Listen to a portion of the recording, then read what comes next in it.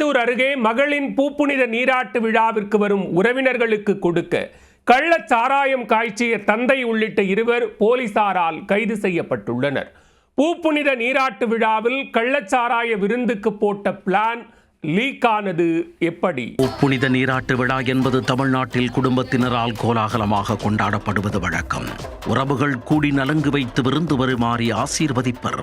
அப்படி வீடு தேடி வரும் உறவுகளுக்கு சில இடங்களில் மது விருந்தும் ஏற்பாடு செய்யப்படும். அப்படித்தான் எங்கொரு குடும்பத்தில் மகளின் பூப்புனித நீராட்டு விழாவிற்கு வரும் உறவினர்களுக்கு கொடுக்க கள்ளச்சாராயம் காய்ச்சிய தந்தை போலீசில் கைதாகியுள்ளார்.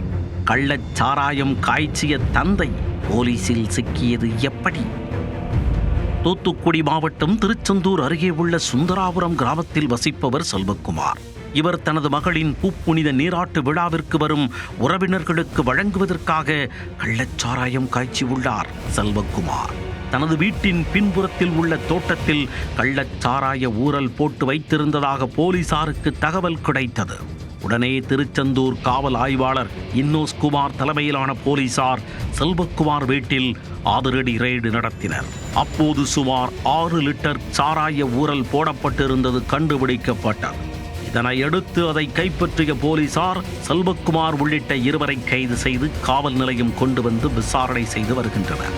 மேலும் கள்ளச்சாராயம் காய்ச்ச பயன்படுத்திய தண்ணீர் கேன், ஊறல் போடப்பட்டிருந்த பாத்திரம், சாராயம் காய்ச்சிய பாத்திரம் உள்ளிட்டவற்றையும் பறிமுதல் செய்தனர். மகளின் பூப்புனித நீராட்டு விழாவிற்கு வரும் உறவினர்களுக்கு கொடுக்க கள்ளச்சாராயம் காய்ச்சிய தந்தை போலீசில் கைதாகியிருப்பது திருச்செந்தூரில் பெரும் சலசலப்பை ஏற்படுத்தியுள்ளது.